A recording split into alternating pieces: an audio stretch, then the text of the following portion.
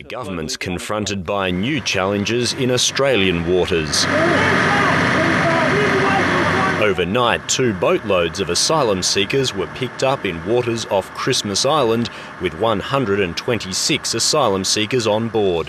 The Prime Minister's using the latest arrivals to pressure the opposition leader into supporting her changes to the Migration Act and reviving offshore processing. If he doesn't, she's vowing to blame him for every boat that arrives.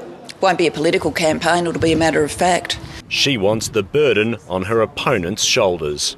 Mr Abbott will also need to take the responsibility for the expansion of detention and processing in this country. If he has exercised his vote, so it is not possible to process offshore. Mr Abbott's not budging. It's this government which is responsible for 243 policy failures. It was, after all, Julia Gillard herself who used to say, back in the old days, another boat, another policy failure. There is no one who is responsible for this mess on our borders than the government that put the policy in place which has created it.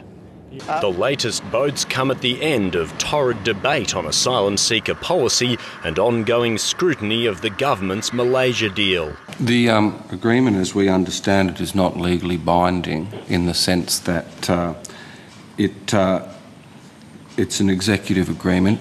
It doesn't confer rights under domestic or Australian law.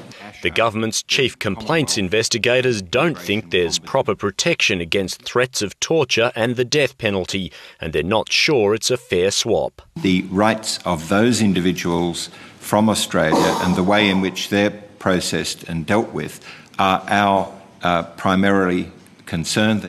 George Roberts, ABC News, Canberra.